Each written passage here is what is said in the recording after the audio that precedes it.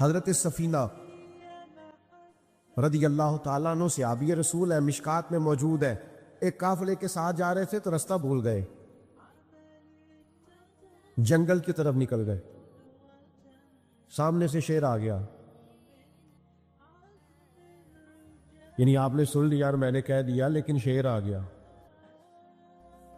یہاں شیر کی بات نہیں، ابھی مجمع میں چوہا بھی آ جائے نا تو لاگ پتہ جائے گا کہ آ گیا ہے۔ وہ شیر ہی آ گیا اور بالکل سامنے کھڑا ہو گیا۔ حضرت سفینہ گھبرائے نہیں،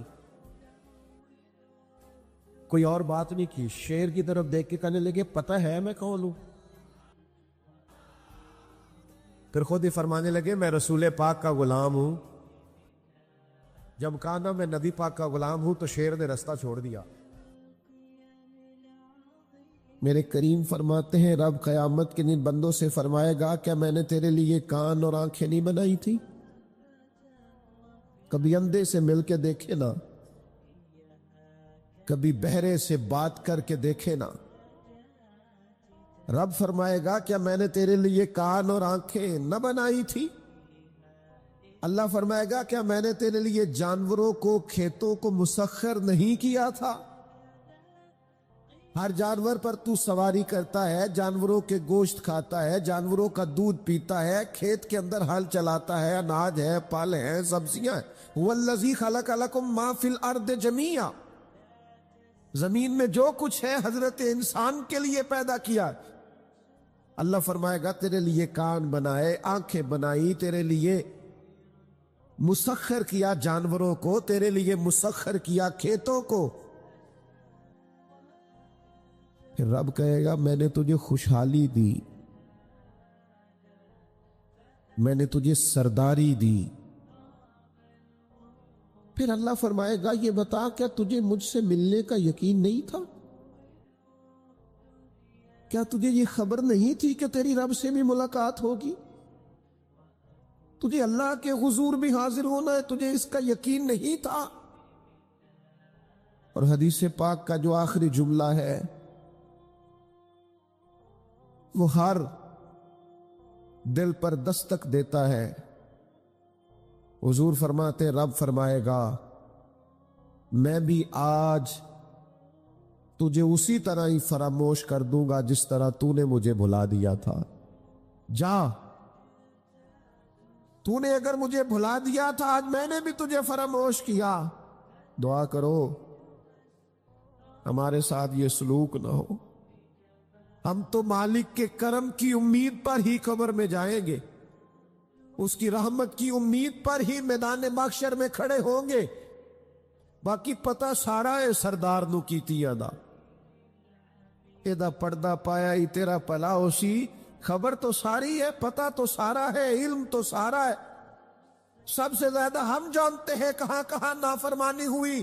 یاد رکھنا اس کے حضور کھڑے ہونا ہے، اللہ کے حضور جواب دینا ہے۔ اگر ظلم کیا ہے ملازم پر تو جواب پھر بھی دینا ہے، ظلم کیا ہے گاہک پر تو جواب پھر بھی دینا ہے، اگر ظلم کیا ہے پڑوسی پر تو جواب پھر بھی دینا ہے۔ فَوَرَبِّكَ لَنَسْأَلَنَّهُمْ أَجْمَعِينَ، محبوب تیرے رب کی قسم، اپنے لفظوں میں بات کروں، اللہ کہتا ہے محبوب میں تیرے رب دی قسم میں انہوں پوچھ لینا ہے، پوچھ لینا ہے میں نے ان سے سوال کرنا ہے۔ اما کانوا یعملون، جو یہ عمل کرتے تھے پوچھوں گا، سوال کروں گا۔ اور میرے نبی پاک صلی اللہ تعالی علیہ وسلم کے غلاموں، اگر ظلم کیا ہے بیوی پر حساب پھر بھی دینا ہے، اگر وراثت کی تقسیم پر زیادتی کی ہے بہن بھائیوں سے حساب پھر بھی دینا ہے، اگر تربیت ٹھیک نہیں کی اپنے بچوں کی تو حساب پھر بھی۔ تم سربراہ تھے ایک ادارے کے، تمہارے پاس امانتیں آتی تھیں، بچے پڑھتے تھے، مجموع کے مجمع تم سے عقیدتیں رکھتے تھے، لوگ تمہیں نیک سمجھتے تھے، ہاتھ چومتے تھے، پھول پھینکتے تھے، تم نے بڑی عزتیں سمیٹی، تم نے خوشحالیاں اور سرداریاں سمیٹی. فَوَرَبِّكَ لَنَسْأَلَنَّهُمْ، تمہیں حساب دینا ہے. آج بڑے بڑے لوگ حساب کے ڈر سے کانپ گئے. بغداد کے شیخ عبد القادر جیلانی حرم مکہ میں سر سجدے میں رکھ کے کہنے لگے مہربانی کرنا مجھ سے حساب نہ لینا. خواجہ حسن بصری کہتے ہیں میں حرم میں تھا، اپنے حجرے میں تھا، کسی کے چیخنے کی آواز آئی، یا اللہ معاف کر دے، یا اللہ معاف کر دے، حساب والے دن میرے اوپر نرمی کرنا. فرماتے میں نے کہا کوئی گناہ گار آہوزاری کر رہا ہے، میں جا کے تسلی دیتا ہوں. اور جب میں نے جا کے چہرہ دیکھا میں کلیجہ پھٹ گیا، وجود کانپ گیا، اور میں اس دعا کرنے والے کے قدموں سے لگ گیا. لوگوں تمہیں پتہ ہے وہ کون تھا جو دہائی دے رہا تھا کہ مالک حساب نہ لینا؟ وہ حسین کا کربلا میں تنہا بچ جانے والے صاحبزادہ امام زین العابدین تھے. وہ شیر خدا کا پوتا، فاطمہ کا جگر پارا، تعلیم امت کے لیے حرم مکہ میں اللہ کے حضور آہوزاریاں کرتا ہے. مالک وَلِمَنْ خَافَ مَقَامَ رَبِّهِ جَنَّتَانِ، اللہ کہتا ہے جو میرے سامنے کھڑے ہونے سے ڈرے گا میں 2 جنتیں دوں گا. امام زین العابدین حرم مکہ میں کہتے ہیں مالک حساب نہ لینا، مہربانی کرنا، پردے رکھنا. زین العابدین آپ کا تو پلو پکڑ کے ساری امت جنت میں جائے گی. آپ کے تو قدموں سے لگ لگ کے ہمارے باپ ہمارے دادا جنت میں جائیں گے. آپ کی دادی سیدہ پاک کے آنچل میں چھپ کے تو ہماری بیٹیاں پناہ مانگیں گی، ہماری مائیں ان کے قدموں سے لگیں گی تو جنت کے راستے کھلیں گے. امت کو تعلیم دیتے ہیں ڈرو نہ، اپنی زندگی سنوارو نہ، اپنے شب و روز پر توجہ کرو، بدل نہ جائے یار. اب کچھ اپنی آخرت کا تصور نہ بنائے، کچھ اپنے رب سے معافی نہ مانگے، قیامت میں حساب دینا. وہ کہتا ہے تمہیں سامنے، اور نبی پاک علیہ السلام کی احادیث، آثار اور ساری چیزیں سامنے رکھ کے علماء نے ایک نتیجہ نکالا ہے. فرمایا قیامت کے دن سب سے پہلا حساب علماء کا ہوگا. انہوں نے عزتیں زیادہ سمیٹی ہے نا. یہاں ایک دفعہ ایک ایم پی اے صاحب آئے ٹائم لینے کے لیے، میں نے معذرت کر لی، میں نے کہا میرے پاس وقت نہیں ہے. تو مجھے کہنے لگے لوگ تو ہمارے پیچھے بھی بڑے ہیں. میں نے کہا آپ کو لوگ ووٹ دیتے ہیں، ہم پر لوگ جان دیتے ہیں. اتنی اگر سعادتیں سمیٹی ہیں تو پھر سنو نا، جنہوں نے یہ دعوے کیے ہیں کہ ہم دیندار ہیں، فرمایا پہلا حساب علماء کا ہوگا، دوسرا حساب مجاہدین کا ہوگا، تیسرا مالداروں کا ہوگا. اور فرمایا یہاں تک کہ اللہ تو صبح قیامت انبیاء کرام علیہ السلام سے بھی تبلیغ کے بارے میں سوال کرے گا. ہر ایک سے سوال ہونا ہے، ہم اپنی اپنی تیاری کریں قیامت کے روز کے لیے، آخرت کے دن کے لیے. یا ایھا الذین آمنوا اتقوا اللہ ولتنظر نفس ما قدمت لغد. اے ایمان والو اللہ سے ڈرو اور ہر نفس یہ سوچے کہ میں نے آخرت کے لیے آگے کیا بھیجا ہے. آؤ آج اپنے اپنے اعمال کا جائزہ لے. ہمارے لیے آج شام کھانے میں کیا ہے یہ سب کو پتا ہے. اس ماہ میرے گھر میں کیا آمدن ہے، کیا خرچ ہے، یہ سب کو پتا ہے. لیکن رب کہتا ہے وَلْتَنْظُرْ نَفْسٌ مَا قَدَّمَتْ لِغَدٍ، یہ بھی دیکھ تو نے اپنی قبر کے لیے آگے کیا بھیجا ہے، آخرت کے لیے آگے کیا بھیجا ہے۔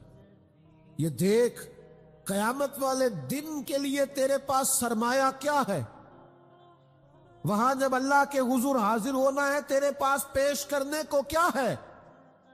جناب صدیق کے پاس پیش کرنے کو وفا ہے، امت کی خدمت گزاری ہے جناب عمر کے پاس، جناب عثمان غنی کے پاس سخاوت ہے، مولا علی نے ہر میدان میں تلوار چلا کے اسلام کا جھنڈا بلند کیا ہے، حسین ابن علی نے سر دے کر اللہ کے حضور نظر پیش کی ہے۔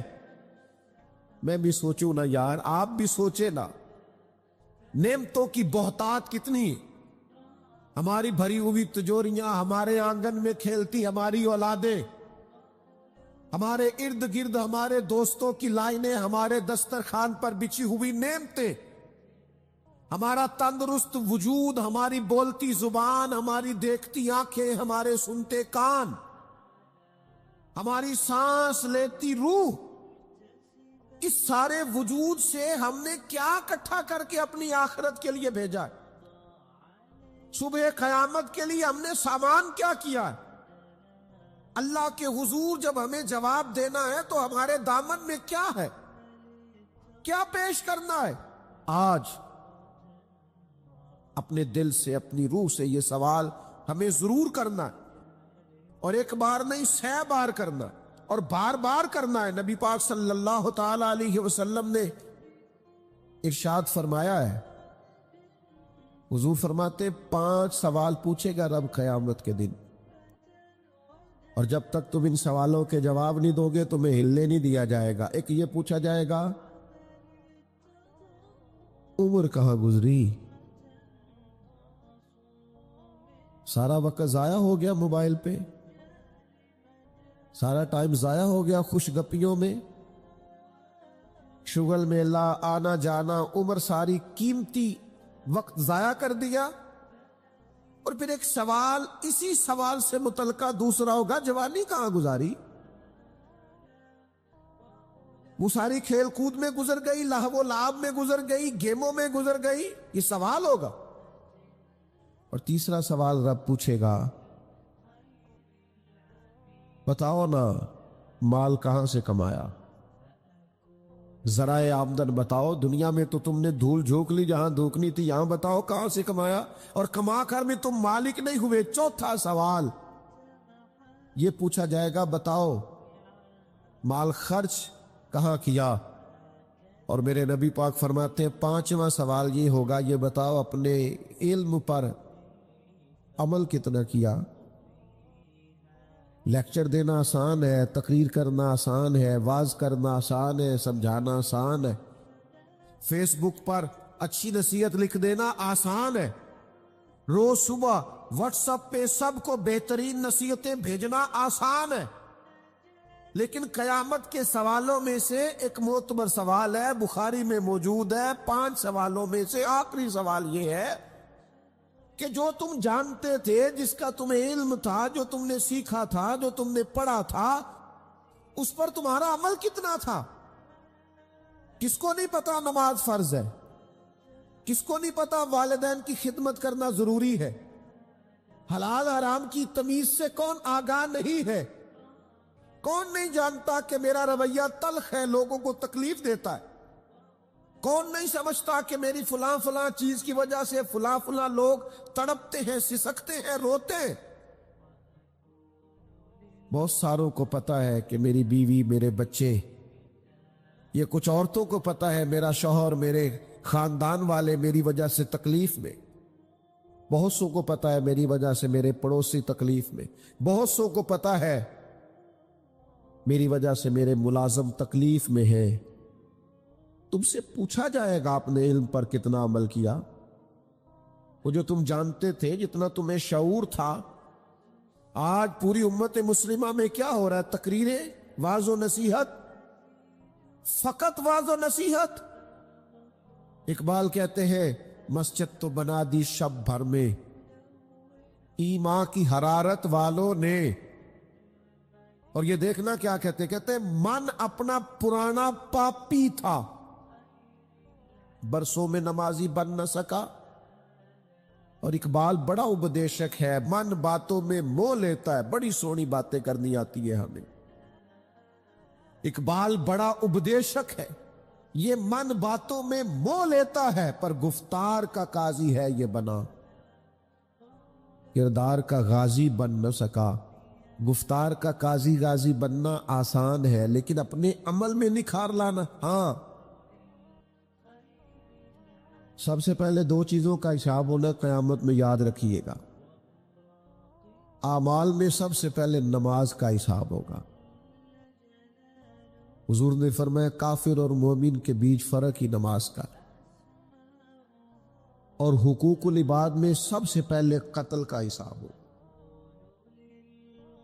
یہ دو حساب سب سے پہلے. اور کچھ لوگ ایسے بھی ہوں گے جن کا حساب آسان ہوگا. نبی پاک علیہ السلام نے وہ 3 لوگ بھی بتائے ہیں جن سے میرا مالک آسان حساب لے گا. یا رسول اللہ کون کون سے؟ حضور نے فرمایا جس سے لوگ توڑتے تھے پر وہ جوڑتا تھا، رب آسان حساب لے گا. اور کریم فرماتے ہیں یہ آپ نے بھولنے نہیں، یہ لب لباب ہے ساری گفتگو کا، یاد رکھ.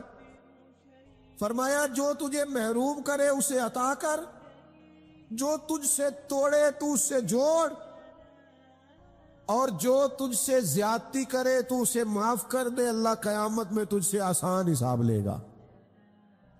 اللہ تیرے لیے قیامت میں آسانی پیدا کر دے گا. میرے بھائیوں، ایک اور بندہ بھی ہے جس سے قیامت میں بڑا آسان حساب ہوگا.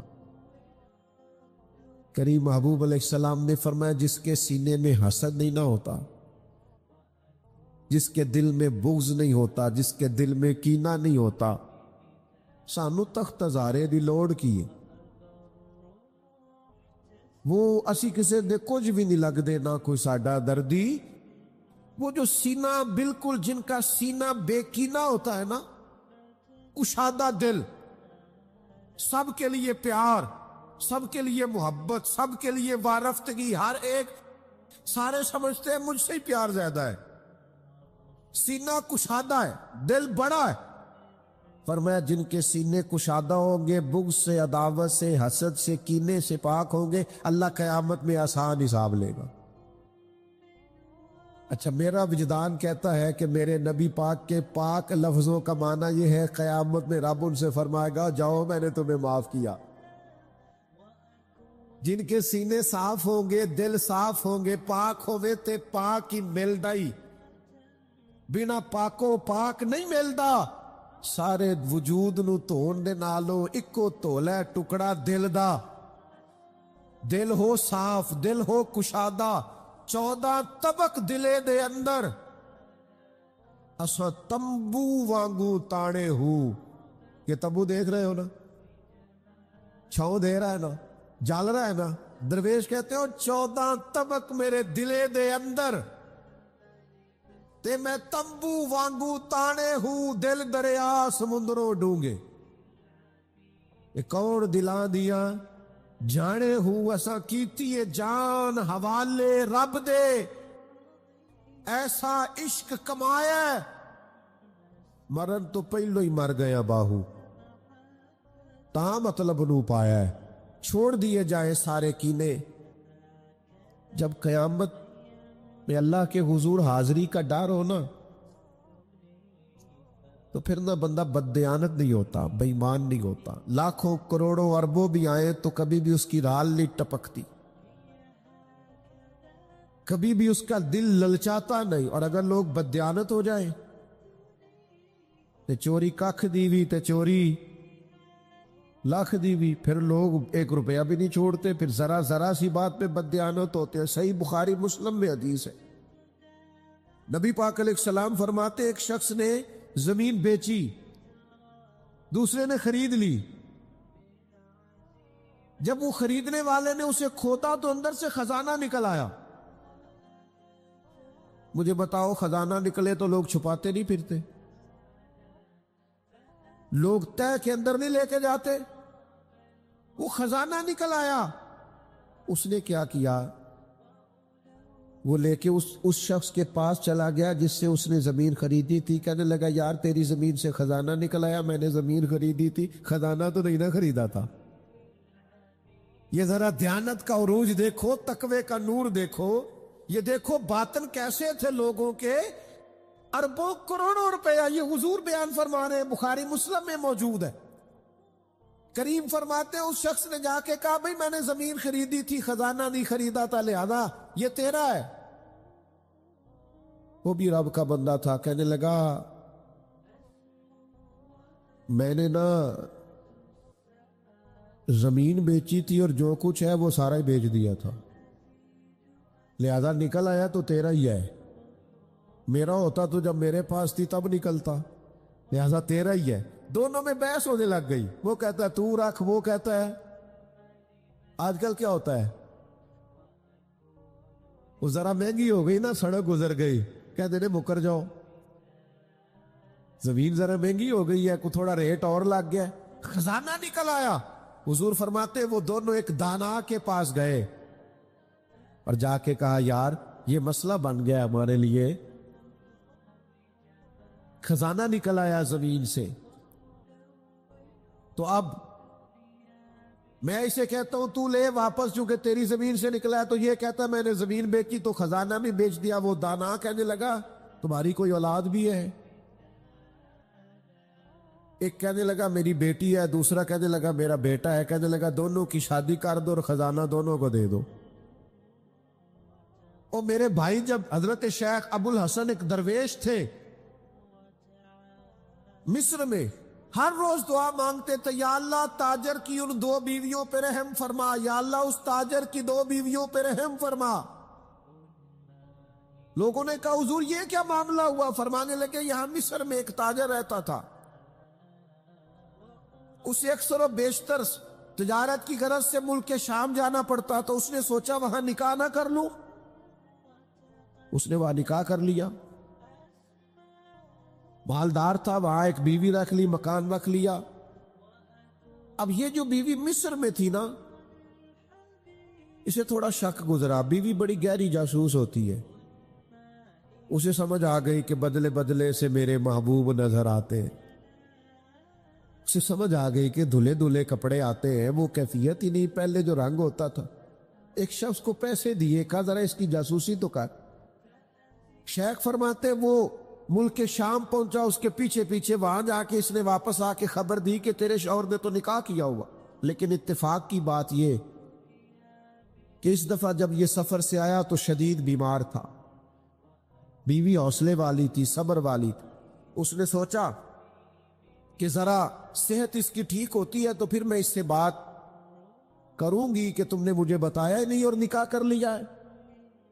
لیکن اس کی طبیعت ٹھیک نہ ہوئی, وہ زیادہ بیمار ہوا حتیٰ کہ انتقال کر گیا. اولاد کوئی نہیں تھی. اس بیوی نے عدت گزاری اور پھر جتنی جائیداد تھی اس کا وہ حصہ جو دوسری بیوی کا بنتا تھا وہ سارا اونٹوں پہ رکھا اور مصر سے لے کر شام پہنچی اپنے بھائیوں اور عزیزوں کے ساتھ. اور اسے جا کے کہنے لگی زمانہ تو نہیں جانتا پر میں تو جانتی ہوں نا, اللہ کو جواب دینا ہے. اس کی تو بھی بیوی ہے, جتنی میں حقدار ہوں تو بھی حقدار ہے, لہذا یہ حصہ تیرا رکھ لے. وہ کہنے لگی میری بہن اللہ تجھے جزا دے, جس رب کو تو نے قیامت میں حساب دینا میں نے بھی اسے ہی دینا ہے. میرا شوہر یقیناً میرا شوہر تھا, میرا اس سے نکاح ہوا تھا, پر اس دفعہ جب وہ آیا تو شدید بیمار تھا. کہنے لگا شاید میں بچ نہ سکوں. وہ ایک مکان مجھے دے گیا, کچھ مجھے میرا حصہ دے گیا اور مجھے طلاق دے گیا. کہنے لگا کہ تو جہاں چاہے نکاح کر لینا, میری صحت مجھے لگتا ہے کہ اب وقت جانے کا آ گیا. کہنے لگی بہن چونکہ مجھے طلاق ہو گئی تھی اب میں اس میں سے حصے دار. شیخ فرماتے گواہ دونوں کے پاس کوئی نہیں تھا پر دونوں اللہ کو جواب دینا چاہتی تھی۔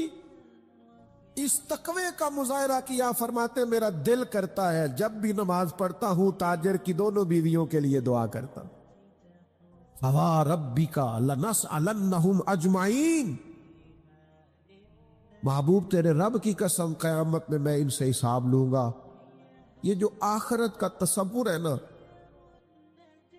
حضرت ابو ذر غفاری رضی اللہ تعالیٰ عنہ نے اپنے غلام سے کہا جو بہترین اونٹ ہے وہ اللہ کے رستے میں خرچ کر دو، خیرات کر دو، بہترین۔ شام کو سیدنا ابو ذر غفاری رضی اللہ تعالیٰ عنہ تشریف لائے تو وہ جس اونٹ کے بارے میں آپ اشارہ کر کے گئے تھے خرچ کر دینا، اللہ کے رستے میں دے دینا، وہ بندھا ہوا ہے، اور اس سے جو دوسرے نمبر کا کم، اس سے جو کم قیمت کا تھا، باقی سب میں بہتر لیکن اس سے کم قیمت کا وہ اونٹ آپ کے غلام نے اللہ کے رستے میں خرچ کر دیا، خیرات کر دیا۔ تو آپ فرمانے لگے یار میں نے تمہیں کہا تھا یہ اونٹ دینا۔ وہ کہنے لگا حضور یہ تو آپ کی سواری کا اونٹ ہے نا، تو میں نے چاہا تھا جو آپ کی سواری کا اونٹ ہے وہ رکھ لیا جائے۔ تو سیدنا ابو ذر غفاری رضی اللہ تعالیٰ عنہ فرمانے لگے میں سواری کے لیے تو تجھے کہہ رہا تھا خرچ کر دے، پر دنیا کی سواری کے لیے نہیں، آخرت کی سواری کے لیے۔ وہ جو قیامت میں اللہ کے حضور پیش ہونا ہے تو میں نے کچھ بھیجا ہوا تو ہو، وہاں میرے پاس کوئی خزانہ تو ہو، آخرت کی جمع پونجی تو ہو، کوئی ہو نا میرے پاس جو میں نے آخرت کے لیے۔ ناراض نہ ہونا، بہت سارے معاملات میں ہم اولاد سے نہیں مشورہ کرتے، نہیں گھر والوں سے پوچھتے، اللہ کے راستے میں خرچ کرتے ہوئے کیوں کہتے ہو مشورہ کر کے بتاؤں گا، بات کر کے بتاؤں گا؟ جب اپنے دنیاوی بہت سارے معاملات میں آزاد ہوتے ہو تو اپنی آخرت کا ذخیرہ جمع کرنے کے لیے کیوں ہم آزادی کے ساتھ فیصلہ کیوں نہیں کرتے؟ نبی رحمت نور مجسم شفیع معظم صلی اللہ تعالی علیہ وآلہ وسلم گھر میں تشریف لائے، حضور نے پوچھا کیا ہے کھانے کے لیے؟ عرض کی حضور ایک بکری ذبح کی تھی، ساری بانٹنی ہے، ایک دستی بچی ہے، ایک ٹانگ کی دستی کا کچھ حصہ بچا ہے۔ حضور نے فرمایا نہیں، جو تم نے بانٹ دیا ہے وہ سارا ہی بچ گیا۔ کیوں؟ وہ آخرت کے لیے جمع ہو گیا، وہ سارا بچ گیا۔ یہ جو تم نے کہا ہے نا یہ بچی ہے، یہ نہیں بچی، بچا تو وہ سارا ہے جو راہ خدا میں بانٹ دیا گیا۔ میرے عزیزو، اتنا بڑا مجمع ہے، ہزاروں کی تعداد میں آپ لوگ تشریف لائے ہیں، میں عاجز آدمی، آپ سب سے زیادہ گناہگار، صرف ایک پیغام دینا چاہتا ہوں، اللہ کے سامنے ہم نے کھڑے ہونا ہے، اپنی آخرت کی تیاری کریں۔ میں بھی آج نئے سرے سے اپنی زندگی پر غور کروں گا، آپ بھی نئے سرے سے اپنی زندگی پر غور کریں۔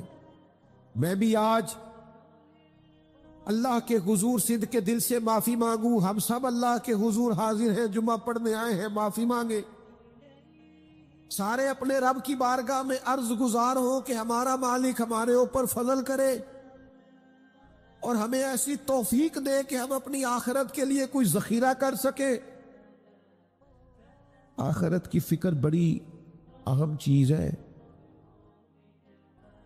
آخرت کی وہ کچھ لوگ کہتے ہیں نا فکر نہ کرو، فکر نہ کرو، فکر نہ کرو، سارے دوست یہی کہتے ہیں، آپ میرے قریبی ہیں، میں آپ سے کہتا ہوں فکر کرو، فکر کرو، فکر کرو، اور اپنی آخرت کی فکر کرو۔ 2-2.5 سال ظاہری طور پر عمر کم تھی حضرت صدیق اکبر کی نبی پاک سے، لیکن ایک دن حضرت صدیق اکبر نے عرض کی یا رسول اللہ صلی اللہ تعالی علیہ وسلم، میں دیکھ رہا ہوں آپ پر تو بڑھاپا آ گیا ہے، بال مبارک سفید ہو رہے، تو حضور فرمانے لگے سورہ ہود، سورہ واقعہ، سورہ مرسلات، فرمایا اس طرح کی صورتوں نے مجھے بوڑھا کر دیا۔ کیوں؟ ان میں قیامت کا ذکر ہے، ان میں آخرت کا ذکر ہے، اللہ کے حضور حاضری کا ذکر، ان صورتوں نے، ان کی فکر نے، حضور فرماتے ہیں، یہ ترمذی شریف میں موجود ہے، مجھے بوڑھا کر دیا ہے۔ ہم بھی بوڑھے ہو گئے ہیں پر اولاد کی فکر میں، ہم بھی بوڑھے ہو گئے ہیں مال کی فکر میں، ہمیں بھی کچھ تھوڑی فکر کرنی چاہیے آخرت کی۔ آج سے تیاری شروع کرے، ابھی سے اپنی آخرت کے لیے غور و فکر شروع کرے۔ ایک بات عرض کر، آخرت کی فکر ہونا تو پھر بندہ بندوں کے معاملے میں بھی محتاط ہوتا ہے، بلا وجہ الزام نہیں لگاتا، بلا وجہ بدنام نہیں کرتا۔ میں نے آج آپ کی خدمت میں اس جمعے میں ایک خاص اپنے دل کا درد رکھنا ہے، کسی کے بارے میں بھی پروپیگنڈا چھوڑ دیں، کسی شخص کے بارے میں بھی غلط بات کرنی چھوڑ دیں۔ پڑوسی، دوست، احباب، محلے دار، جس کے بارے میں حقائق کا نہیں پتا، اس کے بارے میں ہمیں اللہ کے حضور حاضر ہونا ہے، جواب دینا ہے۔ کوئی بھی کسی بھی کی عزت پر ہاتھ ڈالنا چھوڑ دے۔ اسلام میں چور کی سزا ہاتھ کاٹنا ہے، لیکن اسلام پہلے غور کرتا ہے چوری کیوں کی، اسباب کیا بنے۔ حضرت عباد بن شرجیل رضی اللہ تعالیٰ عنہ کہتے ہیں، میں نے اپنے پڑوسی کی باغ سے کچھ پھل لے لیے تھے، کچھ کھا لیے تھے، کچھ میں نے اپنی چادر کے پلو میں چھپا لیے۔ ابن ماجہ میں موجود ہے، مسند احمد میں موجود ہے، دیگر کئی کتب احادیث میں موجود ہے۔ فرماتے اس نے مجھے پکڑ لیا، حضور کی بارگاہ میں لے گیا، تو نبی کریم نے مجھ سے فرمایا کیوں چوری کی؟ بات کو سمجھنا۔ عرض کی حضور بچے بھوکے تھے، تکلیف میں آ گیا۔ اب پتہ اس چوری کے لیے حضور نے کیا فیصلہ کیا؟ نبی پاک اس کے پڑوسی سے فرمانے لگے، جب بھوکا تھا تم نے روٹی کیوں نہیں دی؟ جب یہ جاہل تھا علم کیوں نہیں دیا؟ اور فرماتے ہیں میری سزا حضور نے یہ سنائی کہ ایک اونٹ بھر کے مال کا مجھے دیا گیا۔ دوستو، الزام تو لگا دیتے ہو کہ فلاں غریب آدمی بار بار مانگتا ہے، فلاں بار بار ستاتا ہے، فلاں قرض مانگتا ہے۔ اپنی آخرت سے ڈرے، دیکھے تو صحیح لوگ مجبور کیوں ہیں، تنگ دست کیوں ہیں، پریشان کیوں ہیں۔ اس جگہ پر جائیں، الجھے الجھے بکھرے بکھرے روز و شب، پوچھے گا کون؟ لوگ تیرا جرم پوچھیں گے، سبب پوچھے گا کون؟ لوگ پوچھتے ہی نہیں، توجہ ہی نہیں کرتے کہ جرم کیوں ہوا، اس کی نوعیت تک لوگ جاتے ہی نہیں۔ خدا را جناب عبداللہ ابن عمر خود فرماتے ہیں کہ سرکار نے مجھ سے پوچھا کہ عبداللہ یہ بات ٹھیک ہے کہ تم ہر روز ہی نفلی روزہ رکھتے ہو اور ہر رات ہی نفلی عبادت کرتے ہو؟ تو میں نے عرض کیا یا رسول اللہ صلی اللہ تعالی علیہ وسلم ایسا ہی ہے۔ اللہ کے پیارے حبیب علیہ الصلوۃ والسلام نے فرمایا ایسا نہ کرو۔ وہ نفلی روزہ رکھتے تھے، ہر روز ہر رات نفلی عبادت کرتے تھے۔ تو محبوب نے ان سے تصدیق کرانے کے بعد فرمایا ایسا نہ کرو، کبھی روزہ رکھا کرو، کبھی افطار کیا کرو، اور فرمایا کبھی نماز پڑھا کرو، کبھی سو جایا کرو۔